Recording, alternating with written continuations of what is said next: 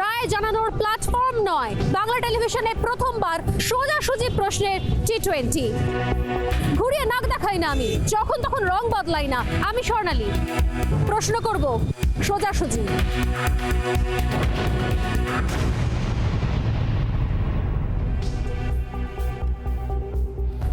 রাজ্যের শাসক দল সব সময় অভিযোগ তোলে কেন্দ্র সরকার বিরোধী কণ্ঠস্বরে অস্তিত্ব রাখতে চায় না বা স্বীকার করে না, কিন্তু কথা আছে বিরোধীরাই হলো গণতন্ত্রের অলংকার। এ রাজ্যে ২১ বিধানসভা নির্বাচনের আগে তৃণমূলের পালের হাওয়া কার্যত কেড়ে নিয়েছিল একের পর এক আন্দোলন। তার মধ্যে অন্যতম ছিল শিক্ষকদের দাবি দেওয়া নিয়ে আন্দোলন। কি হয়নি সেই আন্দোলনে? প্রকাশ্য রাস্তায় শিক্ষকদের বিষপান থেকে মুখ্যমন্ত্রীর বাড়ির পেছনে আদিগঙ্গায় নেমে প্রতিবাদ। ধর্ণা আন্দোলনে নেতৃত্ব দিয়েছিলেন কে? শিক্ষক নেতা মইদুল ইসলাম। অন্যদিকে পৃথক আরেকটি আন্দোলন মঞ্চ ছিল বিকাশ ভবনের সামনে। তাদের নাম ছিল পার্শ্ব শিক্ষক ঐক্য মুক্ত মঞ্চ, আর মইদুল ইসলাম ছিলেন শিক্ষক ঐক্য মুক্ত মঞ্চের নেতা। সেই মইদুল ইসলামের বাড়ি ও শ্বশুর বাড়িতে গিয়ে পুলিশের নির্যাতন চালিয়েছিল বলে অভিযোগ তুলেছিলেন শিক্ষক নেতা। আজ হঠাৎ তিনি অভিষেক ব্যানার্জির নাম করে সাফ জানাচ্ছেন তার এই সরকারের ওপর ভরসা আছে। ভরসা আছে অভিষেক ব্যানার্জির ওপরেও। এখানেই প্রশ্ন উঠছে, তখন তিনি রাজ্যে তালিবানি শাসন চলছে বলে অভিযোগে সরব হয়েছিলেন। তখনও তো অভিষেক ব্যানার্জি ছিলেন তৃণমূলের সর্বভারতীয় সাধারণ সম্পাদক, এখনো সেই পদেই তিনি। তাহলে পরিবর্তনটা হলো কোথায়? পরিবর্তন হলো মইদুল ইসলামের বক্তব্যে। তখন বলেছিলেন তার গণতান্ত্রিক অধিকার হরণ করা হচ্ছে, আর এখন কি বলছেন তিনি? এখন বলছেন ভরসা আছে সরকারে। কিন্তু যে প্রশ্নের উত্তর মিলছে না তা হলো হঠাৎ মইদুল ইসলামের হলোটা কি?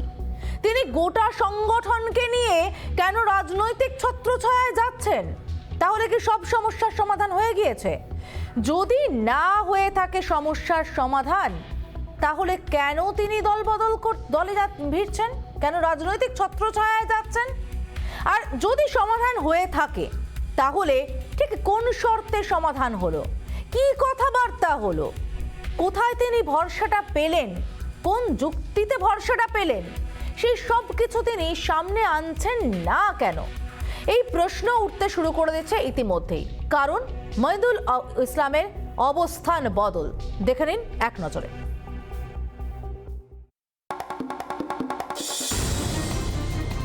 শিক্ষক আন্দোলনের নেতা মইদুল ইসলাম দাবি দাওয়া নিয়ে লড়াই করছিলেন।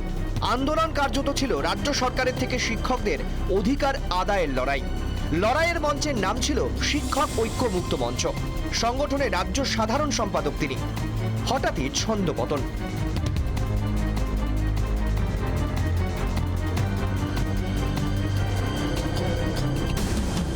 ছবিতে যাদের দেখতে পাচ্ছেন মইদুলের কথা অনুযায়ী তারা পুলিশ কর্মী। সময়টা চলতি বছরের সেপ্টেম্বর মাস, খুব বেশি দিন আগের ঘটনা নয়। সে সময় রিপাবলিক বাংলায় ক্ষোভ উগরে দিয়েছিলেন মইদুল ইসলাম। সে সময় মইদুলের অভিযোগ ছিল তাকে বাড়িতে গিয়ে পুলিশ হেনস্থা করছে। বাধ্য হয়ে শ্বশুর বাড়িতে আশ্রয় নিতে হয়, সেখানেও মাঝরাতে পুলিশ হেনস্থা করছে। পুলিশ কোনো বৈধ কারণ দেখাতে পারেনি, তার মানবাধিকার লঙ্ঘন হচ্ছে। আমি একজন শিক্ষক ঐক্য মুক্তমঞ্চের রাজ্য সম্পাদক। সেখানে রাত 11টা থেকে বিধাননগর নর্থ থানার আইসি এবং বেলেঘাটা থানার আইসির নেতৃত্বে যেভাবে এসে এই গেটে লাথি মারছে, গেটের তালা ভাঙার উপক্রম করছে, তো কার অনুনয় করছে আমরা তো বুঝতে পারছি না। আমরা আফগানিস্তানে আছি নাকি আমরা পাকিস্তানে আছি নাকি কোনো কাশ্মীরের উগ্রপন্থী এলাকায় আছি? যে স্বৈরতন্ত্র দেখাচ্ছে, যে পুলিশের নির্যাতন, যে বর্বরতা, রাষ্ট্রীয় সন্ত্রাস, সে গোটা রাজ্যের মানুষ আপনাদের মারফত দেখছে। আমরা কি জঙ্গি? সে সময় শোরগোল পড়ে গিয়েছিল রাজ্য জুড়ে। শাসক বাদে প্রায় সব বিরোধী দলই সে সময় মইদুলের পাশে দাঁড়িয়েছিলেন। পাশে ছিলেন সমাজকর্মী থেকে শিক্ষক অধ্যাপকরা। তবে সেখানেই থেমে থাকেননি মইদুল ইসলাম। বাড়িতে কার্যত গৃহবন্দীর অভিযোগ তোলেন, পুলিশের বিরুদ্ধে অতি সক্রিয়তার অভিযোগ তোলেন। হাইকোর্টে মামলা করেছিলেন মইদুল ইসলাম। রাজ্যে তালিবানি শাসনের তুলনা করেছিলেন। এই সবটাই 2 মাস পর হঠাৎ পাল্টে গেল মইদুলের গলার সুর। যে মইদুলের গলায় রাজ্যে পুলিশ রাজের অভিযোগ ছিল, সেই মইদুলের গলায় এখন রাজ্যের প্রশস্তি। আমরা ধারাবাহিক লড়াই করেছি আমাদের পেশাগত দাবিতে। কখনো আদিগঙ্গায় নেমে বিক্ষোভ, কখনো নবান্ন অভিযান, কখনো বিকাশ ভবনের সামনে বিষপানকারী কাণ্ড, কখনো বিধানসভার গেট। ফলে স্বাভাবিক কারণে কিছু দাবি আদায় হয়েছে, কিছু দাবি আদায় হয়নি। ফলে বর্তমানে আমরা মনে করেছি যে মাননীয় মুখ্যমন্ত্রী এবং অভিষেক বন্দ্যোপাধ্যায়ের উপর আস্থা রাখাই যায়, কারণ তারা আমাদেরকে বলেছেন যে আন্দোলনে না গিয়ে তা আপনার দাবি যদি ন্যায্য হয় আলোচনার মধ্যে আসুন। তো আমরা সেই আলোচনার রাস্তা খোলা রাখছি এবং নিশ্চিতভাবে অভিষেক বন্দ্যোপাধ্যায়ের উপর আস্থা রাখছি। তৃণমূলে যোগ দিতে চলেছেন মইদুল ইসলাম। 21শে নভেম্বর ডায়মন্ড হারবারে তৃণমূলে যোগদান। অভিষেক বন্দ্যোপাধ্যায়ের হাত থেকে তুলে নেবেন পতাকা। সেখানে উপস্থিত থাকবেন শিক্ষামন্ত্রী ব্রাত্য বসু। শিক্ষক ঐক্য মুক্ত মঞ্চ তৃণমূল অনুমোদিত হতে চলেছে বলেই খবর। 5 জন বিস্ফানকারী শিক্ষিকাও সেখানে উপস্থিত থাকবেন। তারাও তৃণমূলে যোগ দেবেন বলে সূত্রের খবর। অর্থাৎ মইদুল কাণ্ডের ইতি সরকার বিরোধী এক আন্দোলনেরও। আর এখানেই উঠছে বহু প্রশ্ন। হঠাৎ কেন অবস্থান বদল মইদুল ইসলামের? তার নেতৃত্ব দেওয়া সংগঠন কেন তৃণমূলেই মিশছে? চাপের কাছে নতি স্বীকার নয় তো? বিরোধী স্বরের কণ্ঠরোধ নয় তো? পুলিশের বিরুদ্ধে কি আজও সরব থাকবেন মইদুল? রিপাবলিক বাংলা। মইদুল ইসলামের এই বক্তব্য বদলের নেপথ্যে কি, তারই উত্তর খুঁজবো আজ আমরা।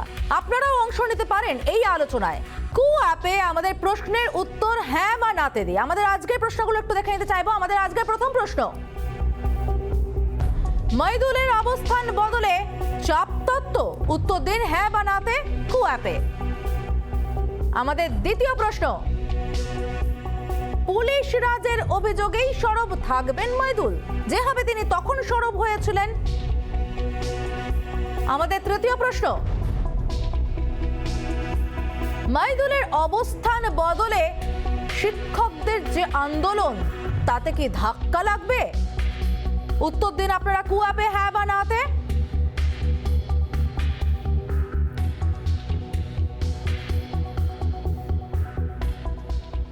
এবার আমরা সরাসরি আলোচনায় চলে যাব। কারা রয়েছেন আমাদের সঙ্গে দেখে নেওয়া যাক। আমাদের সঙ্গে রয়েছেন শিক্ষক নেতা মইদুল ইসলাম, আমাদের সঙ্গে রয়েছেন বিজেপি মুখপাত্র সন্ময় বন্দ্যোপাধ্যায়, আমাদের সঙ্গে রয়েছেন তৃণমূল কংগ্রেস মুখপাত্র দেবু টুডু এবং আইনজীবী সব্যসাচী চট্টোপাধ্যায়। আমি সবাইকেই স্বাগত জানাবো রিপাবলিক বাংলায়। আমি প্রথমেই মইদুল ইসলামের কাছে যাব। মইদুল বাবু, রিপাবলিক বাংলার দর্শকেরা অবশ্যই জানতে চাইবেন, সেই সমস্ত শিক্ষকেরা যারা আন্দোলনে নেমেছিলেন এতদিন ধরে আপনার দিকে তাকিয়ে, তারা অবশ্যই জানতে চাইবেন এখন আপনার এই অবস্থান বদলের কারণ কি। কি বলবেন আপনি? দেখুন, অবস্থান মইদুল ইসলামের বদল একার নয়। পুরো শিক্ষক ঐক্য মুক্ত মঞ্চ একটা অ্যাপলিটিক্যাল শিক্ষক সংগঠন ছিল। তাদের রাজ্য কমিটি, জেলা কমিটি তারা বসে সিদ্ধান্ত নিয়েছে যে আমাদের লড়াইটা পেশাগত দাবির লড়াই। ফলে এই লড়াইটা সরকার বিরোধী লড়াই নয়, কেবলমাত্র সরকারের দৃষ্টি আকর্ষণের জন্য আমরা লড়াই করেছি। ফলে স্বাভাবিক কারণে রাজ্যের মুখ্যমন্ত্রী বা রাজ্যের শিক্ষামন্ত্রী বারবার বলছেন যে রাস্তায় বসবেন না, আপনাদের দাবি আপনারা আলোচনার টেবিলে আসুন, আপনাদের দাবি নিয়ে আপনারা আলোচনা করুন। তো এই জায়গা থেকে আমরা গত 3.5 বছর ধরে ঐক্যবদ্ধ হয়ে 1,30,000 শিক্ষককে নিয়ে দার্জিলিং থেকে শুরু করে এদিকে পুরুলিয়া পর্যন্ত আমরা লড়াই করেছি এবং সেই লড়াই যথেষ্ট জাস্টিফাই লড়াই। কিছু দাবি আমাদের আদায় হয়েছে, কিছু দাবি আদায় হয়নি। ফলে স্বাভাবিক কারণে আমরা মনে করেছি যে সরকার, বিশেষ করে আমরা অভিষেক বন্দ্যোপাধ্যায় যে মাননীয় সাংসদ, তার সঙ্গে কথা বলে আমরা কিছুটা আশ্বস্ত হয়েছি যে তিনি যে আশ্বস্ত দিয়েছেন যে রাজ্যের শিক্ষাক্ষেত্রে, মানে আপনি বলছেন আপনার কথায় আই রিপিট, তালিবানি শাসন, তালিবানি সরকার তারা বদলে গিয়েছে, এখন শিক্ষক দরদি সরকার হয়ে গিয়েছে, আপনার ভাষাতেই। দেখুন, নিশ্চিতভাবে একটা দলের মধ্যে দিয়ে বা একটা সংগঠন যখন কনভার্ট হবে, অনুমোদন নেবে, পেশাগত দাবিতে সেই লড়াই কিন্তু তারা চালাতে পারবে। আমরা সেই স্পেস আমাদের মধ্যে আছে। তো স্বাভাবিক কারণে যেখানে অন্যায়, যেখানে শিক্ষক স্বার্থ বিঘ্নিত হবে, ছাত্রের স্বার্থ বিঘ্নিত হবে। মইদুল সাহেব, বুঝলাম না, আপনি বলছেন যে গাছের ডালে বসবেন সে গাছের ডালই কাটবেন, আমি বুঝতে পারলাম না। কাটার বিষয় নেই, বিষয়টা যে গাছের ডালে বসবো সেই গাছের ডালে কাটার বিষয় নেই। বিষয়টা আমরা তো শিক্ষক, তো স্বাভাবিক কারণে আমাদের একটা সামাজিক দায়িত্ব থাকে। সেই দায়িত্ব সন্ময় বাবুর কাছে যাব আমি। মইদুল বাবু, আপনি সঙ্গে থাকুন, আমি সন্ময় বাবুর কাছে যাব। সন্ময় বাবু, বিষয়টা কি আপনি বুঝতে পারলেন? না না সবাই আমিও বুঝতে পারলাম, আপনিও বুঝতে পারলেন, সবাই বুঝতে পারলেন যে স্ক্রিনের পেছনে কি কাজ হয়েছে, কি কথা হয়েছে। আপনি মহিদুল ইসলাম কোথায় গেলেন না গেলেন আমার কাছে এই মুহূর্তে বাংলার মাটিতে শিক্ষকদের পরিস্থিতিটা, পরিবেশটা আমরা দেখলাম মাত্র গ্রুপ ডি স্কুল সার্ভিস কমিশনের গ্রুপ ডি শিক্ষকদের নিয়ে একটা সরকার কত বড় প্রতারণা করতে, প্রায় 7,000 গ্রুপ ডি মানে স্টাফেদের রিক্রুটমেন্টের ক্ষেত্রে একটা সরকার কত বড় জালিয়াতি করেছে।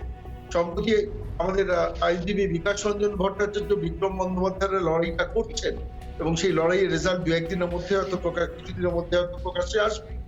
আমার খালি ভাবছিলাম যে যেসব শিক্ষক বা যেসব অশিক্ষক কর্মচারী বা বিভিন্ন স্তরের শিক্ষক যারা আছেন, যাদের সেন্টিমেন্ট, যাদের ইস্যুগুলোকে নিয়ে আন্দোলন হয়, লড়াই হয়, তাদের মনোবলটা কোন জায়গায় যাচ্ছে মহিদুল ইসলামদের এই জাতীয় কাজকর্মের ফলে। মহিদুল ইসলাম কোথায় গেলেন না গেলেন আমি একদম ইন্টারেস্টেড। মূল কথা হচ্ছে আন্দোলনটাকে, লড়াইটাকে এই জায়গায় নিয়ে যাওয়ার দরকার ছিল। এই মুহূর্তে দাঁড়িয়ে 10 বছরে 2বার স্কুল সার্ভিস কমিশনের পরীক্ষা হয়েছে। এই মুহূর্তে দাঁড়িয়ে লক্ষ লক্ষ টাকায় শিক্ষকদের চাকরি বিক্রি হচ্ছে। আর সেইখানে দাঁড়িয়ে শিক্ষক আন্দোলনের নেতাদের যদি গোপন করে টেবিলে বসে এর অভিষেক বন্দ্যোপাধ্যায়ের সঙ্গে ডিল করে 21শে নভেম্বর পতাকা বদল হয়, তাহলে আলটিমেটলি যেটা হবে যে শিক্ষকদের দুরবস্থাই বাংলায় আরো বাড়বে। আমরা এই কথাটা বলছি এই কারণে গত 10 বছরে চেহারা বদলাই। মহিদুল বাবুরা আসবেন, মহিদুল বাবুরা যাবেন, কিন্তু শিক্ষকদের অবস্থা ক্রমশ খারাপ দিকে যাবে। পার্শ্ব শিক্ষক এসএসকে দিনের পর দিন এই সেই পরিস্থিতিটা বাড়বে। আরো শিক্ষক আন্দোলনের নেতাদের এই চেহারা চরিত্র। দেববাবু বলুন। বলছি যেটা বিষয়, মহিদুল বাবুরা আন্দোলন করেছিলেন তাদের নিজেদের দাবি নিয়ে, সেই আন্দোলন শেষ হয়েছে। আমাদের মুখ্যমন্ত্রী দলের সমস্ত স্তরে কথা হয়েছে, তারা বুঝেছেন এটা সেফ, এটা বাংলার সরকার চলছে। হ্যাঁ একদম দেববাবু, তারা বুঝেছেন, আমরা বুঝলাম। আমরা যেটা বোঝার চেষ্টা করছি তারা ঠিক কি বুঝেছেন। তারা যখন আন্দোলন করেছেন সেই আন্দোলন আমরা দেখিয়েছি, তাদের দাবি দাওয়া আমরা দেখিয়েছি, তাহলে দাবি দাওয়া মিটেছে ধরে নিতে হবে, সেটা কেন প্রকাশ্যে আনা হচ্ছে না যদি দাবি মিটে থাকে? তাদের সঙ্গে আলোচনা করে তারা নিশ্চয়ই বুঝেছেন যে এদের উপর আস্থা রাখা যায়, তারা যে আন্দোলন করছিলেন সেটা মিটে যাবে।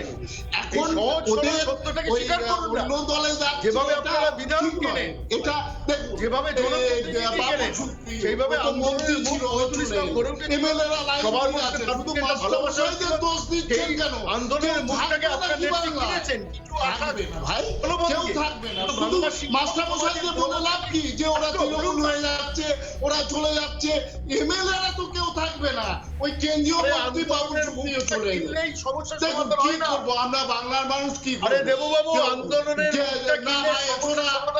করোনা তৃণমূল, আপনি যদি আসেন বলে খোলা আছে, কোনো চিন্তা নেই, চলে আসুন। বলুন শানুবাবু। আপনারা কেনাকাটাটা আরো বাড়াবেন।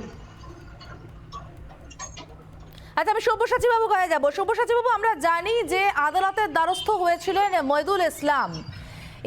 এখন মহিদুল ইসলাম যাদের বিরুদ্ধেই আদালতের দ্বারস্থ হয়েছিলেন সেই দলেই যোগদান করতে চলেছেন এবং তিনি খুব ভরসা রেখেছেন। তাহলে যাদের বিরুদ্ধে তিনি মামলা করতে গেছিলেন তাদেরই দলে যাচ্ছেন, মামলাটা ঠিক কোন জায়গায় গিয়ে দাঁড়ায় তাহলে? দেখুন, বিষয়টা আমার কাছে খুবই অস্বস্তিকর এই কারণে, কারণ আমি যার কথা বলছেন বা তিনি এখানে উপস্থিত আছেন, আমি তাকে ব্যক্তিগতভাবে চিনি। আমার কাছে এটা হঠাৎ করেই আমি শুনলাম যে তিনি এই সিদ্ধান্ত বা তার সংগঠন সেই সিদ্ধান্ত নিয়েছেন।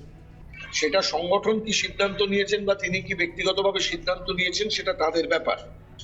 কিন্তু স্বাভাবিকভাবেই যে কথাটা আমি বলবো যে পশ্চিমবঙ্গের বুকে শিক্ষক আন্দোলনের প্রশ্নে বা শিক্ষকদের দাবি দেওয়া নিরসনের প্রশ্নের চিত্রটা আজ থেকে কয়েক মাস আগেও যা ছিল, আজ সেই পরিস্থিতির কোনো গুণগত বদল হয়েছে বলে আমার শোনা নেই, জানা নেই।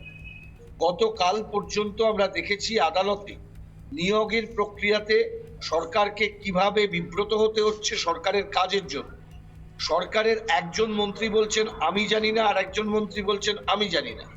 অর্থাৎ 2011 সাল থেকে যে সরকার শিক্ষার সঙ্গে বাংলা জুড়ে বাংলার ছেলে মেয়েদের সাথে বিশ্বাসঘাতকতা করলেন, একদম চিন্তা ভাবনা করে শিক্ষা ব্যবস্থাকে ধ্বংস করলেন, একেবারে কাটমানি সংস্কৃতিকে নিয়ে এলেন চাকরি দেবার ক্ষেত্রে, ধ্বংস করাবার জন্য হুমকি, মানুষকে পুলিশে গিয়ে মিথ্যে কেস দেওয়া, রাত্রিবেলা বাড়িতে গিয়ে হামলা করা, আপনি কি বলছেন? তুলে নিয়ে যাওয়া, উত্তরপ্রদেশে থাকেন তো নাকি শিক্ষকদেরকে জড়িত করা, কি বলছেন? এই সরকার যে করেছে, দাদা কে বলছেন আমি জানি না, আপনাকে অনুরোধ করবো আপনি বলার সময় আমি বলিনি, আমাকে বলতে দিন, তারপর আপনি যত আপনি মিথ্যে কথা বলবেন একটা দলের হয়ে দাঁড়ান। আরে ভাই আপনি কে ভাই? আমাকে মেনে আমি নিতে মিথ্যে কথা বলবো আর সত্যি কথা বলছেন এটা আপনি কে? উত্তরপ্রদেশ নয় আরে দাদা, আপনি কে? এটা উত্তরপ্রদেশ নয় আপনি দাদা, তৃণমূল করেন? কি এটা করেন? উত্তরপ্রদেশ নয়, এটা মস্তান বাংলা। না তৃণমূল করেন? কি ওইভাবে করেন বলুন মিথ্যে তো? কথা গুছিয়ে বানিয়ে আরে বলবেন আপনি না। তো মস্তানি করছেন, আমার বক্তব্যের সময় ঢুকছেন কেন? চুপ করে একটু বসুন। আপনি মিথ্যে কথা বলছেন আপনার এই ব্যবহারটা দেখেই বুঝতে পারছি আপনি তৃণমূল করেন। আপনি এটা ব্যবহারটা করছেন, আপনাকে দেখে মনে হচ্ছে তৃণমূল করেন, আপনাকে দেখে মনে হচ্ছে তৃণমূল করেন, আপনার গা দিয়ে গন্ধ বেরোচ্ছে তৃণমূল। লোকে কথা বললে না তৃণমূলের চুপ থেকে করে বসেন তো। প্রতিনিধিত্ব করছি, চুপ করে তৃণমূলের বসেন। হয়ে তো প্রতিনিধিত্ব চুপ করে করছি। বসেন। আপনি মিথ্যে কথা বলবেন, চুপ করে বসেন, বিজেপির হয়ে একদম চুপ করে বসেন। বাংলায় চুপ থেকে করে বসুন। উত্তরপ্রদেশের মতো আমি যখন কথা বলবো বলবেন না, আপনি যখন কথা বলেছিলেন বলিনি। আপনি দেববাবু, শুধু আপনার জ্ঞাতার্থে জানিয়ে রাখি, সব্যসাচী বাবু বিজেপির কেউ নন, এটা আপনার জ্ঞাতার্থে দেববাবুকে জানিয়ে রাখলাম। সব্যসাচী বাবু বলুন। আমি তো নিরপেক্ষ দেখুন, লোক, প্রথমত সেই হচ্ছে এই জন্যই তো বিষয়টা বলছি। আমার কাছে, আমি প্রথমেই বলেছিলাম খুব অস্বস্তিকর জায়গা। একটা সরকার যখন জানি শিক্ষা ব্যবস্থাকে ধ্বংস করেছেন, সেই শিক্ষা ব্যবস্থাকে যদি ঠিক করতে হয় তাহলে শিক্ষকদের লাগবে, ছাত্রদের লাগবে, সবাইকে লাগবে, সংগঠনকে লাগবে, মহিদুল বাবুদের লাগবে, মহিদুল বাবুদের সংগঠনকে লাগবে।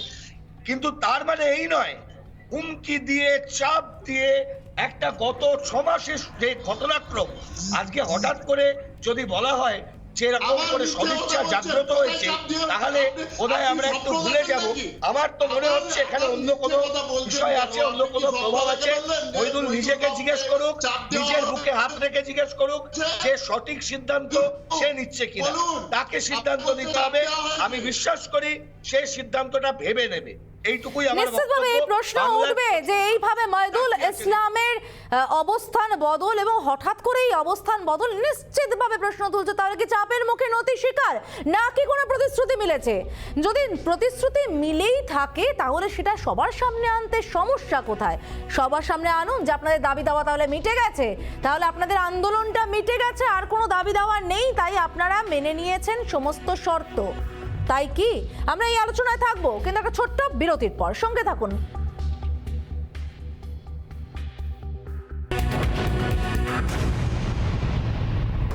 আমি প্রথমে মহিদুল বাবুর কাছে যাবো। মহিদুল বাবু, যে স্বৈরাচারী সরকারের কথা আপনি বলেছিলেন আফগানিস্তানে আছেন না পাকিস্তানে আছেন নাকি উগ্রপন্থী এলাকায় আছেন আপনি বুঝতে পারছেন না, সেই স্বৈরাচারী সরকার, তাদের সঙ্গেই আপনি মিশে যেতে চাইছেন।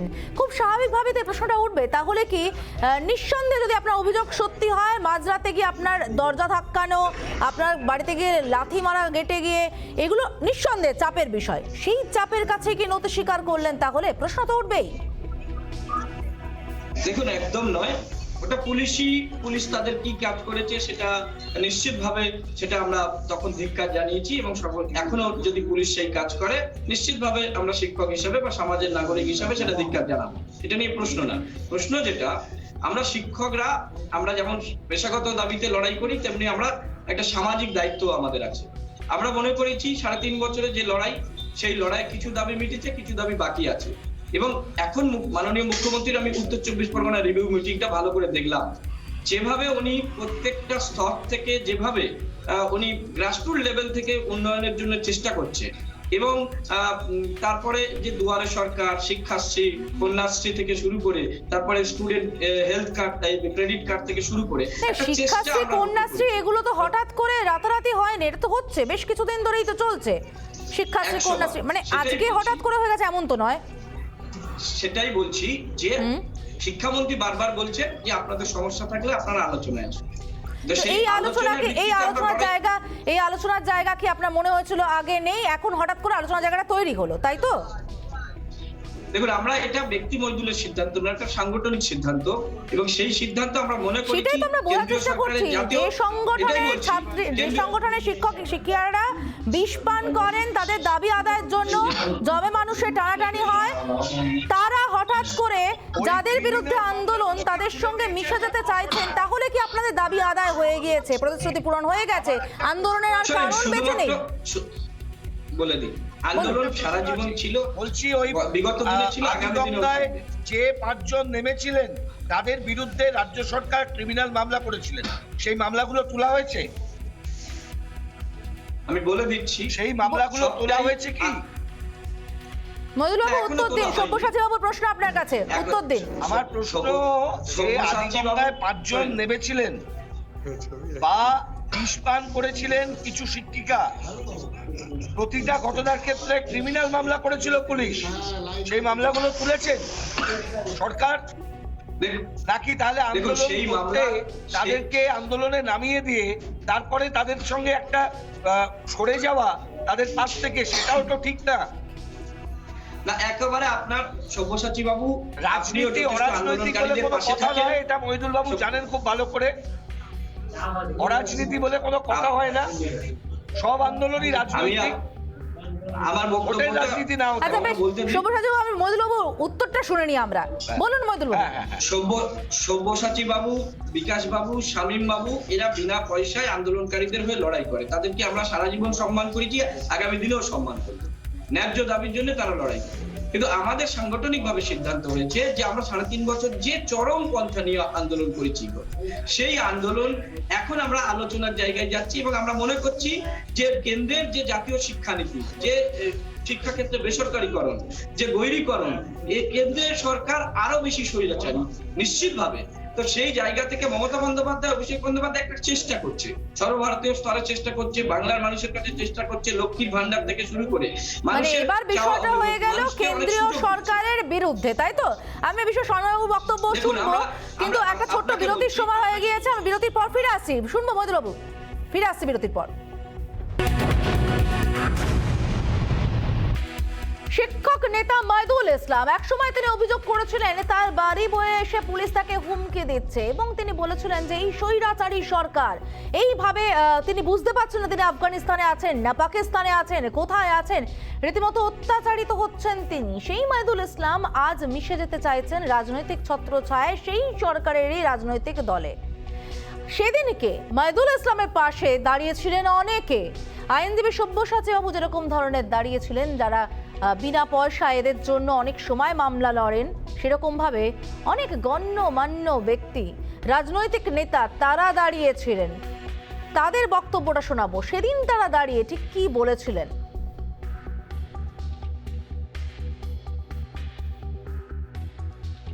মহিদুল ইসলামকে বাড়িতে রাত্রেবেলা যে চড়াও হয় পুলিশ, এই সময় পুলিশকে দেখি খুব সক্রিয় হতে, কিন্তু যখন টেররিস্টরা, ইন্টারন্যাশনাল টেররিস্ট বা ন্যাশনাল যারা গ্যাংস্টার এখানে এসে আড্ডা নেয়, তখন পুলিশ তাদের ডিস্টার্ব করে না।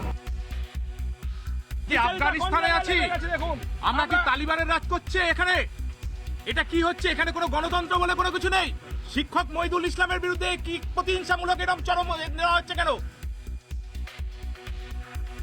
যদি আমরা রান করতে পারি, তাহলে অন্য পেশা যারা আসবে তাদের এই ধরনের পেশা। সরকারের একটা দারুণ সংখ্যাগরিষ্ঠ আছে বলে সরকার যা ইচ্ছে তাই করতে পারে, এই স্বৈরতান্ত্রিক ঝোঁকের আমরা প্রতিবাদ করি।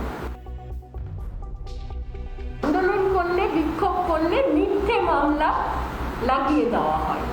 এই মিথ্যে মামলাকে ব্যবহার করা, সেটাও এক ধরনের রাষ্ট্রীয় সন্ত্রাস। আজকে মইদুলের উপর হয়েছে, আজকে শিক্ষিকেরা রাস্তায় বেরিয়ে এসেছেন, কালকে থেকে তাদের 2000 টাকাও দেবে না, এইরকম ভাবে কর্পোরেট রাখবে। সেদিন যারা পাশে দাঁড়িয়েছিলেন, সেদিন রিপাবলিক বাংলার দর্শকদেরকে মইদুলবাবু বলেছিলেন যে রিপাবলিক বাংলার জন্য তিনি প্রাণে বেঁচেছেন। আজ তাদের কি উত্তর দেবেন মইদুলবাবু জানার ইচ্ছে আমাদের ভীষণ রয়েছে, তবে মইদুলবাবু এই মুহূর্তে আমাদের সঙ্গে নেই। আশা করি আমাদের শো চলতে চলতে পেয়ে যাবো তাকে আমরা। আচ্ছা, আমরা পেয়ে গিয়েছি মইদুলবাবুকে। মইদুলবাবু, সেদিন এনারা সবাই আপনার পাশে দাঁড়িয়েছিলেন, তাদের আজ কি বলবেন? যারা পাশে দাঁড়িয়েছেন তাদের প্রতি কৃতজ্ঞ, আগামী দিনেও তারা পাশে দাঁড়াবে। নিশ্চিতভাবে রিপাবলিক বাংলা সহ অন্যান্য সংবাদ মাধ্যমকেও কৃতজ্ঞতা জ্ঞাপন যে তাদের দায়িত্ব তারা পালন করেছে এবং আগামী দিনেও পালন করবে। তো বলে আমরা যেটা সাংগঠনিকভাবে সিদ্ধান্ত নিয়েছি যে মাননীয় সাংসদ অভিষেক বন্দ্যোপাধ্যায়, মমতা বন্দ্যোপাধ্যায় যে জনমুখী বেশ, আমি সব্যসাচী বাবুর কাছে যাবো। সব্যসাচী বাবু, যারা পাশে দাঁড়িয়েছিলেন তারা ভবিষ্যতেও পাশে দাঁড়াবেন বলে আস্থা রাখছেন মইদুল, কিন্তু মইদুলে কি আস্থা রাখবেন যারা দাঁড়িয়েছিলেন মইদুলের পাশে সেদিন? দেখুন, আমি একটা কথাই বলে যাব, যে কথাটা যে পশ্চিমবঙ্গের বুকে, ভারতের বুকে যেখানে অন্যায় হবে, অবিচার হবে, সেখানে আইনগত লড়াই করবার প্রশ্নে বা রাস্তার লড়াই করার প্রশ্নে যেখানেই অবিচার হবে সেখানে আমরা থাকবো। কিন্তু একই সঙ্গে আমাদেরও একটা এক্সপেকটেশন থাকে, এক্সপেকটেশনটা খুব পরিষ্কার, যারা অবিচার করছেন তাদের রাজনৈতিক পরিচয় যাই থাক না কেন, তাদের রাজনৈতিক ক্ষমতার চরিত্রটা যাই থাক না কেন, একটা জায়গায় যখন লড়াই হয় সেই লড়াইটা কখনো অরাজনৈতিক থাকে না, সেই লড়াইটা নির্বাচন পর্যন্ত পৌঁছায়, যেটা মহিদুল ইসলাম নিজেও নির্বাচনে প্রতিদ্বন্দ্বিতা করেছিলেন এবং মহিদুল ইসলাম নিজে এই লড়াই করেছেন। নির্বাচনের পরে তার উপরে কি আক্রমণ নেমে এসেছে সেটা তিনি জানেন রাত্রিবেলা। সেই আক্রমণ যদি হয় সেখানে মহিদুল বাবু কেন, যে কোনো মানুষের বিরুদ্ধে যখন এই আক্রমণ হবে আমরা সেখানে থাকবো, এটা নিয়ে কোনো অসুবিধে নেই। কিন্তু যে জায়গাটাতে আমাদেরও আশা, যে রাজনীতিতে যারাই অবিচার করছেন তাদের বিরুদ্ধে কিন্তু প্রত্যেক মানুষকে এগিয়ে আসতে হবে, আর যদি তারা না আসেন তাহলে কিন্তু এই শাসক শ্রেণী তারা ক্ষমতাশালী হয়। শাসকের বিরুদ্ধে কোনো রকম ওই ভেল রেখে কোনো আন্দোলন করা যায় না, কোনো আন্দোলন কোনোদিন সফল হয় না। আমি স্বর্ণবাবুর কাছে যাবো। স্বর্ণবাবু, বিরতিতে যাওয়ার আগে মইদুল বাবু বলছিলেন যে এক সময় তারা বলছিলেন যে স্বৈরাচারী সরকার এ রাজ্যে যারা আন্দোলন করতে দিচ্ছেন না, তাদের উপর আক্রমণ চালাচ্ছেন। এবার তার আক্রমণের নিশানায় হচ্ছে কেন্দ্রীয় সরকার, তারা স্বৈরাচারী, তারা একটা এই যে শিক্ষক নিয়োগের সিস্টেমটা, শিক্ষা নীতিটা তাদের ভুল, তার বিরুদ্ধে তাদের লড়াই চলবে। অবস্থান বদলটা নিয়ে কি বলবেন? সমাধিতা, ওর অবস্থান বদল নিয়ে আমার কিছু বলতে ইচ্ছে করবে না। আমি যেটা বলছি, মহিদুল তো একটা আন্দোলনের মুখ হয়েছিল, সেই জায়গা থেকে দাঁড়িয়ে মহিদুল যেটা করলেন, নিজেকে বিক্রি করে দিয়ে সেই শিক্ষক আন্দোলনের ওপর ছুরিকাঘাত করলেন। আমি খুব দায়িত্ব নিয়ে বলছি, মহিদুলকে এসে আমি একটা চ্যালেঞ্জও অ্যাকসেপ্ট করতে রাজি আছি। আপনারা 1 বছর বাদে শো করবেন 1,25,000 চুক্তিভিত্তিক যেসব শিক্ষকদের জন্য মহিদুল একটা লড়াই শুরু করেছিলেন, বেশ কিছু শিক্ষক তাকে কিন্তু আশান্বিত হয়েছে। আজকে যে ছুরিটা মহিদুল ব্যক্তিগত স্বার্থে মারলেন, এর ফলে এদের প্রতি বঞ্চনা। দায়িত্ব নিয়ে বলছি, কোন চুক্তিভিত্তিক শিক্ষককে এই রাজ্য সরকার পার্মানেন্ট করছে। এটা হবে যে 17 থেকে 19 জন শিক্ষক শিক্ষিকাকে ট্রান্সফার করা হয়েছিল 400 কিলোমিটার 600 কিলোমিটার দূরে, সেই ট্রান্সফারটাকে রদ করবে রাজ্য সরকার। শুধুমাত্র অভিষেক বন্দ্যোপাধ্যায়ের হাত ধরে আফগানিস্তান থেকে ব্যাপারটা ডায়মন্ড হারবারে চলে যাওয়ার ফলে স্বাভাবিকভাবে দায়িত্ব নিয়ে বলছি, মহিদুল ইসলামের একটা ব্যক্তিগত লাভ অলাভের ব্যাপার, তিনি যা করেছেন তা নিয়ে আমার কিছু বলার নেই। কিন্তু একটা কথা বলবো, শিক্ষকদের প্রতি চূড়ান্ত অন্যায়, অমানবিক একটি কাজ মহিদুল ইসলামরা করলেন। শুধু 5 জন শিক্ষিকাকে কেন বিষ খাওয়াতে গেলেন?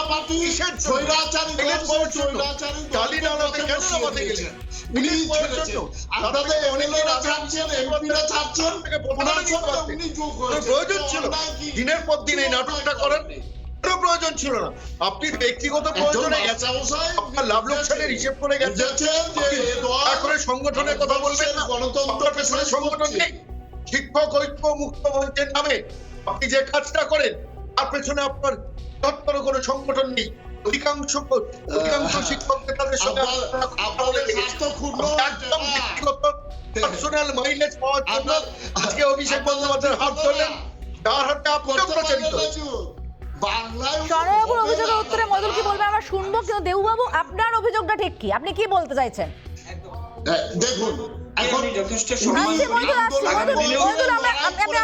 একটা বিষয় নিয়ে সেইটা চলে গেছে, এখন সরকারের উপর আস্থা রেখেছেন, তো ওনাদের কি যন্ত্রণা হচ্ছে? আরে ওনাদের এমএলএরা সব চলে আসছে, তাদের নিয়ে ভাবুক না।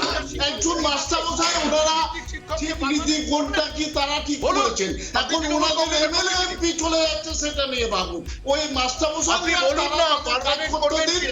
100 এক সময় তারা ভুল বুঝেছিল, এখন ঠিক বুঝেছে, তো আপনাদের অসুবিধা কি? রাজনীতি ঠিক হলো না? হ্যাঁ, আমি উত্তর দেব কি? হ্যাঁ মইদুল বাবু, এবার আপনি বলুন। বলুন না। সন্ময় দাকে একেবারে ধন্যবাদ জ্ঞাপন করছি এবং কৃতজ্ঞতা জানাই, আগামী দিনেও জানাবো, সম্মান রাখছি।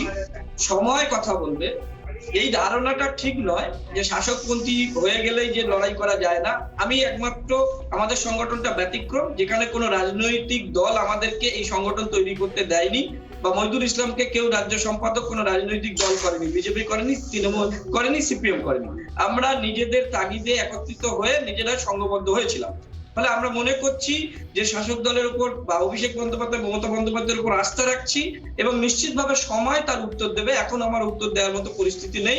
সন্ময়দা এটা নাটক বলতেই পারেন, স্বাভাবিকভাবে আপাত দৃষ্টিতে মনে হতে পারে মেরুদণ্ড বিক্রি হয়েছে, এটা বলতেই পারেন, কিন্তু আমাদের যে ব্যতিক্রমী রাস্তায় আমরা সংগঠনটা তৈরি করেছিলাম। বিজেপির বিশাল কষ্ট হচ্ছে, তাই ওদের এসব যন্ত্রণার কথা বলছি যে ব্যতিক্রমী পদ্ধতিতে এই সংগঠনটাই তৈরি করা হয়েছিল। আপনি বলুন 5 জন শিক্ষিকা বিষ পান করলো, সবচেয়ে ভয়ঙ্কর ঘটনা। বাম বিজেপি তাদের লড়াইটা কোথায়? তারা লড়াই কি দিতে পেরেছে? পালন করতে পেরেছে? পেরেছে তো পারেনি। আমরা মনে করছি আমি বলছি যে সময় উপযোগী সিদ্ধান্ত, সেটা ঠিক কি ভুল সময় বলবে। সন্ময়দাকে আমি সম্মান করি, নিশ্চিত আপনার সাথে বিতর্কে আমি যাব না। ফলে আমরা শিক্ষক, আমরা মনে করেছি যে আস্থা রাখা উচিত, আস্থা রাখা উচিত। বাকি মইদুল ইসলামের চরিত্র বদল আমাদের সময় খুব কম। আমি একটা বক্তব্য শোনাতে চাইবো মইদুল ইসলামের, রিপাবলিক বাংলাকে দেওয়া এক্সক্লুসিভ বক্তব্য, তারপরে ছোট্ট একটা প্রশ্ন মইদুল ইসলামের কাছে রাখবো। আমি প্রথমে সেই বক্তব্যটা শোনাতে চাইবো। প্রথমে আমি রিপাবলিক বাংলা সহ সমস্ত সংবাদ মাধ্যমকে ধন্যবাদ জ্ঞাপন করছি। আজকে তারা তাদের দায়িত্ব পালন করছে, তাই কিছুটা সুরক্ষিত আছি। না হলে যদি সংবাদ মাধ্যম না থাকতো, কবে ভেঙে দিয়ে আমার পরিবারকে আঘাত করে আমাকে নিয়ে চলে যেত। যে আর মুখ বন্ধ করা যাবে না, আজকের মইদুল ইসলামের সঙ্গে হচ্ছে, কাল আপনার সঙ্গে হবে, সুতরাং এই আওয়াজটা তুলে রাখতে হবে। মইদুল ইসলাম, আজ রিপাবলিক বাংলা দর্শকদেরকে কি বলবেন? একদম আমি সেদিনের কথা, আজকের কথাও তাই একই কথা বলছি, যে আপনাদের ধন্যবাদ, আপনাদের দায়িত্ব আপনারা পালন করছেন, আগামী দিনে করবেন। দেখুন, শাসক দলে থাকলে কথা বলা যায় না, এই যে চিরাচরিত ধারণা, এটা পরিবর্তন হওয়া দরকার। আমরা মনে করছি। অনেক ধন্যবাদ মইদুল বাবু, ধন্যবাদ সন্ময় বাবু, ধন্যবাদ দেবটুডু এবং সব্যসাচী বাবু, আপনাদের চারজনকেই অনেক ধন্যবাদ আমাদেরকে সময় দেওয়ার জন্য। কিন্তু একটা প্রশ্নের উত্তর আমরা কিন্তু এই আলোচনা থেকে পেলাম না, ঠিক কোন আন্ডারস্ট্যান্ডিং এর পর এই অবস্থান বদলটা। তাহলে হয় ধরে নিতে হবে চাপের কাছে নতি স্বীকার, নয়তো দাবি দেওয়া মিটে গিয়েছে মইদুল বাবুদের, সেটা তারা প্রকাশ্যে আনছেন না। সেটাই বা কেন, সেটা জানার আগ্রহ থাকলো আমাদের। এখন সময় হয়ে গেছে একটা বিরতির, কিন্তু আপনারা কোথাও যাবেন না। বিরতির পর আসছি স্বর্ণালীর নজরে গুরুত্বপূর্ণ খবর নিয়ে।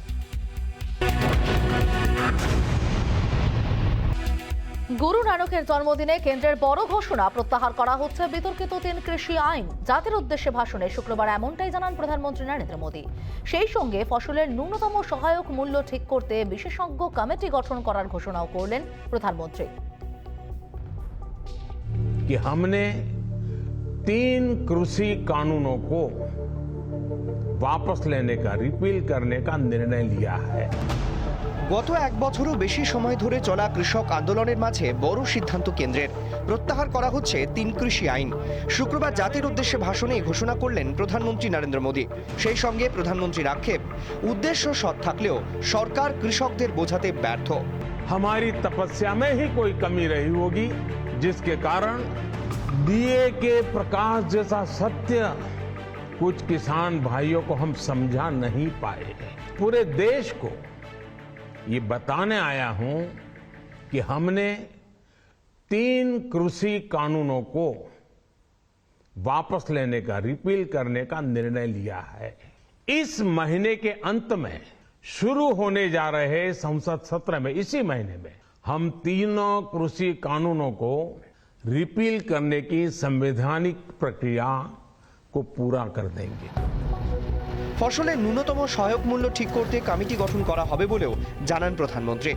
जीरो बजट खेती यानी प्राकृतिक खेती को बढ़ावा देने के लिए देश की बदलती आवश्यकताओं को ध्यान में रखकर क्रॉप पैटर्न को वैज्ञानिक तरीके से बदलने के लिए एमएसपी को और अधिक प्रभावी और पारदर्शी बनाने के लिए ऐसे सभी विषयों पर भविष्य को ध्यान में रखते हुए निर्णय लेने के लिए एक कमेटी का गठन किया जाएगा। इस कमेटी में केंद्र सरकार, राज्य सरकारों के प्रतिनिधि होंगे, किसान होंगे, कृषि वैज्ञानिक होंगे, कृषि अर्थशास्त्री होंगे। গত বছর সেপ্টেম্বরে 3 কৃষি আইন সংসদে পাশ হয়। এরপরই দিল্লি, পাঞ্জাব, হরিয়ানা সহ দেশের বিভিন্ন প্রান্তে বিক্ষোভ শুরু হয়। কৃষি আইন প্রত্যাহারের দাবিতে সুর চড়ায় কৃষক সংগঠনগুলি। অবশেষে সেই আইন প্রত্যাহারের ঘোষণা কেন্দ্রের। রিপাবলিক বাংলা।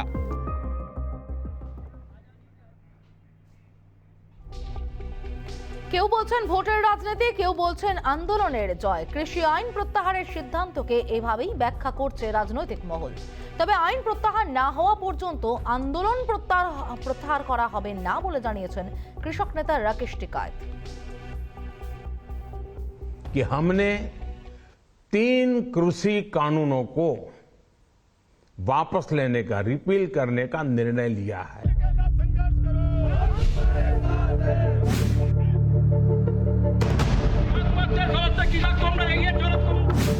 আপনারা অক্লান্তভাবে লড়াই করছেন, এই জয় আপনাদের জয়। কৃষি আইন প্রত্যাহারের কথা ঘোষণা হওয়ার পর এভাবেই কৃষকদের অভিনন্দন জানান মুখ্যমন্ত্রী মমতা বন্দ্যোপাধ্যায়। 3টি আইন আরও আগে প্রত্যাহার করা উচিত ছিল, রিপাবলিক বাংলার মুখোমুখি হয়ে জানালেন তৃণমূল সাংসদ সৌগত রায়। কৃষকদের 1 বছরের বেশি আন্দোলন সফল হয়েছে। দুঃখের এইটাই যে এতগুলো লোক মারা গেল এর মধ্যে। তারপর উত্তরপ্রদেশে বিজেপির মন্ত্রীর ছেলে 4 জন কৃষককে চাপা দিয়ে মেরে দিল। এটা আগে প্রত্যাহার করলে এত সব হতো। কৃষি আইন প্রত্যাহারের সিদ্ধান্তকে স্বাগত জানিয়েছে কংগ্রেসও। সকালে টুইট করেন রাহুল গান্ধী। টুইটে রাহুল লেখেন, অন্নদাতাদের সত্যাগ্রহে হার মানল অহংকার, অন্যায়ের বিরুদ্ধে এই জয়ে শুভেচ্ছা। সাংবাদিকদের মুখোমুখি হয়ে অধীর চৌধুরী বলেন, ভোট নজরে রেখেই পিছু হটল কেন্দ্র। উত্তরপ্রদেশে কৃষক তার পাশ থেকে সরে গেছে, যখন হরিয়ানার কৃষক তার পাশ থেকে সরে গেছে, যখন পাঞ্জাবের কৃষক তার পাশ থেকে সরে গেছে, তখন এটা ভোটের টোটকা হিসাবে এই আইনটা প্রত্যাহার করতে চাইছে। গণতন্ত্রে গা জোয়ারি চলে না। কেন্দ্র ও রাজ্য সরকারকে এক পংক্তিতে দাঁড় করিয়ে তোপ দেখেছে সিপিএম। ক্ষমতা দিয়ে সব জিনিস হয় না, চোখ রাঙিয়ে জবরদস্তি করে যে সব জিনিস হয় না। মোদী সরকার এটা বুঝতে পারলো, পাল পেরে আজ তাকে মানতে হচ্ছে। মমতার সরকারকেও কিন্তু খেয়াল রাখতে হবে। কৃষি আইন প্রত্যাহারের সিদ্ধান্তকে স্বাগত জানিয়েছেন প্রাক্তন কেন্দ্রীয় মন্ত্রী তথা বর্তমানে তৃণমূল নেতা বাবুল সুপ্রিয়। কৃষকরা আমাদের দেশের আমাদের ইকোনমির একটা সবচেয়ে বড় স্তম্ভ। তারা খুশি হলে, তাদের যদি উপকার হয়, তারা যে আন্দোলন করছিল সেটা ফলপ্রসূ হয়েছে, এটা আমি আনন্দ। আইন প্রত্যাহার না হওয়া পর্যন্ত তারা আন্দোলনের রাস্তা থেকে সরছেন না বলে জানিয়েছেন কৃষক নেতা রাকেশ টিকায়েত। ये संघर्ष और भी लंबा चलेगा, जारी रहेगा और सरकार को हमने कहा है कि आप बातचीत का रास्ता खोलो। কৃষি আইন প্রত্যাহারের সিদ্ধান্তকে স্বাগত জানিয়েছেন বিরোধী সব রাজনৈতিক দল। ভবিষ্যতের দিকে তাকিয়ে রয়েছেন কৃষকরা। রিপাবলিক বাংলা। এ যেন আমলাশোল পূর্ণা পানির ছায়া।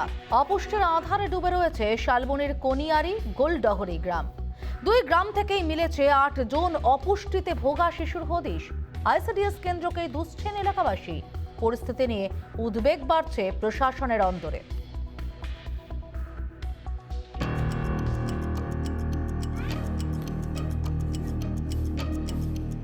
বছর কয়েক আগে অপুষ্টি আর অনাহারের ছবি উঠে এসেছিল লালগড়ের পূর্ণপানি গ্রামে। এবার একই ছবি শালবনির কেনিয়ারি গোলডহরি গ্রামে। এই 2 গ্রামে মিলেছে 8 জন সিভিয়ার অ্যাকিউট ম্যাল নিউট্রিশনে আক্রান্ত শিশুর হদিশ। 8 জন শিশুর মধ্যে 2 জনকে শালবনির নিউট্রিশন রিহ্যাবিলিটেশনের সেন্টারে ভর্তি করা গেলেও শয্যার অভাবে বাকিদের এখনো পর্যন্ত হাসপাতালে ভর্তি করা যায়নি। ঘটনার কথা কার্যত স্বীকার করেছেন শালবনির ব্লক স্বাস্থ্য আধিকারিক। আগে ছিল 10 জন, এখন সেটা আমরা 8 জনে এনেছি। ঠিক আছে, 2 জনকে ইমিডিয়েট ভর্তি করা গেছে, এবারে 8 জনের মধ্যে আমি আপনাকে বললাম স্ক্রিনিং, এতদিন স্কুল বন্ধ ছিল, ICDS গুলো বন্ধ আছে, সুতরাং ওদের যে স্ক্রিনিংয়ের মান, সে মানটা তো কোনো কারণে তো একটু হ্যাম্পার্ড হয়েছে ডিউরিং কোভিড পিরিয়ড। তবে কেন এমন অবস্থা? তার খবর নিতে টিম রিপাবলিক বাংলা পৌঁছেছিল জঙ্গলমহলের প্রত্যন্ত এই গ্রামে। অপুষ্টিতে আক্রান্ত শিশুর পরিবার ও গ্রামবাসীদের দাবি, আগে নিয়ম করে অঙ্গনওয়াড়ি কেন্দ্র থেকে মিলত রান্না করা খিচুড়ি ও সুষম খাবার। করোনা আবহে দীর্ঘদিন বন্ধ অঙ্গনওয়াড়ি কেন্দ্র, শিশুদের মিলছে না সঠিক পুষ্টি। 2 মাস 3 মাস পরে যখন তখন দেবো, যখন যেমন তখন। হ্যাঁ, না হলে আমার ঘর থেকে দেবো, সেগুলো পড়াবো সেরকম দেবো। আগে যে প্রাইমারি স্কুলে যে খাবারটা পেত সেইটাতে বেশ ভালোই ছিল। হ্যাঁ, খাওয়া দাওয়া করছিল ছেলেরা, তাতে ভালো ছিল, ওই জন্য সব ঠিকঠাক ছিল। দিয়ে এখন এই লকডাউনের জন্য বন্ধ হয়ে গেছে, বন্ধ হয়ে যেতে এবার খাওয়ার প্রবলেম হচ্ছে, ছেলেও খেতে যাচ্ছে। বাচ্চা জ্বর জ্বালা হলে রোগা যাচ্ছে, নাহলে খাবার দাওয়াই তো ভালো হয়। হাসপাতালে ভর্তি হলাম 20 দিন। গ্রামবাসীদের এই দাবিকে সম্পূর্ণ অস্বীকার না করলেও শালবনীর ব্লক স্বাস্থ্য আধিকারিকের দাবি, শিশুদের এই অপুষ্টির জন্য অনেকাংশেই তাই অসচেতনতা। গর্ভবতী মায়েদের পুষ্টি সঠিক না হওয়ার কারণেই অনেক সময় শিশুরা অপুষ্টিতে ভুগছে বলে দাবি করেন শালবনীর স্বাস্থ্যকর্তা। সেই এলাকাগুলোয় গেলে আপনি দেখবেন মানুষের মধ্যে এখনো সেই প্রবণতা আসেনি যে ডেলিভারির আগে কি পরিষেবা নেওয়া উচিত, পরে কি পরিষেবা নেওয়া উচিত। মারই পুষ্টি ভালো করে হচ্ছে না, ন্যাচারালি তার বাচ্চার পুষ্টি হবে না। এই পরিস্থিতিতে অঙ্গনওয়াড়ি কেন্দ্রগুলি খুললে সমস্যা অনেকটাই মিটবে বলে মনে করছে জেলা প্রশাসন। এটা আমরা মনিটর করছি, প্রত্যেক মাস ওয়েট নিয়ে প্রত্যেক ICDS সেন্টারে ওজন নেওয়া হচ্ছে, মায়েরা বাচ্চাদেরকে নিয়ে আসছে, পুরো মনিটরিং হচ্ছে, মায়েদের কাউন্সেলিং হচ্ছে কি কি নিউট্রিশন দিতে হবে, আর সাপ্লিমেন্টারি নিউট্রিশন প্যাকেটসও আমরা দিচ্ছি সেটা সেই হিসাবে। প্লাস আমরা nutrition week, breastfeeding week এইসব করে আমরা অ্যাওয়ারনেস ক্রিয়েট করার চেষ্টা করছি। শালবনীতে শিশুদের অপুষ্টির চিন্তা বাড়াচ্ছে চিকিৎসক সমাজকর্মীদের। প্রশাসনে নজরে আসার পর অপুষ্টির চিত্র কতটা বদলায় সেটাই এখন দেখার। পশ্চিম মেদিনীপুর থেকে সুদীপ্ত দাসের রিপোর্ট, রিপাবলিক বাংলা। ভারতীয় টিকা নিয়ে হুয়ের স্বীকৃতির পর এবার 110টি দেশে গ্রিন সিগন্যাল। দেশগুলিতে জরুরি ভিত্তিতে ভারতীয় টিকা কোভ্যাক্সিন ব্যবহারের ছাড়পত্র মিলেছে। পাশাপাশি এই টিকা নেওয়া কোনো ব্যক্তি সংশ্লিষ্ট দেশে তিনি যদি যান তাহলে তাকে বাধ্যতামূলক কোয়ারেন্টাইনে থাকতে হবে না। হুয়ের ছাড়পত্রের পরই গোটা বিশ্বেই সাদরে গ্রহণ ভারতীয় টিকাকে। কিন্তু এতদিন হুয়ের ছাড়পত্র না থাকায় বিশ্বের বহু দেশেই মিলছিল না ভারতের টিকার জরুরি ভিত্তিতে ব্যবহারের ছাড়পত্র। ভারতীয় টিকাকে বিশ্বজুড়ে গ্রিন সিগন্যাল, কোভ্যাক্সিন এবং কোভিশিল্ডে সবুজ সংকেত। 110টি দেশে ভারতীয় টিকাকে স্বীকৃতি। টিকা শংসাপত্রের পারস্পরিক স্বীকৃতিতে সম্মতি। স্বীকৃত দেশগুলিতে গেলে কোয়ারেন্টাইন নয়। এর মধ্যেই দেশে করোনা সংক্রমণ রইল 11,000-এর ঘরেই। গত 24 ঘন্টায় দেশে আক্রান্তের সংখ্যা কিছুটা কমেছে। দেশে দৈনিক আক্রান্ত নিয়ন্ত্রণে আসায় সক্রিয় রোগীর সংখ্যা ধারাবাহিকভাবে কমেছে গত কয়েক মাসে। 24 ঘন্টায় দেশে আক্রান্ত হয়েছেন 11,106 জন। গত 24 ঘন্টায় দেশে মৃত্যু হয়েছে 470 জনের। এর মধ্যে 388 জনই কেরালার বাসিন্দা। ভারতীয় টিকার বিশ্বজোড়া স্বীকৃতি, এমনকি স্বীকৃতির সংখ্যা ক্রমশই বাড়ছে। তবে উল্লেখযোগ্য বিষয় এটাই যে এখনও দেশে বহু মানুষের টিকাকরণ বাকি। ইতিমধ্যেই টিকাকরণের সংখ্যা 115 কোটি ছাড়িয়েছে। প্রধানমন্ত্রী জানিয়েছেন দ্রুত টিকাকরণে জোর দিচ্ছে সরকার। রিপাবলিক বাংলা।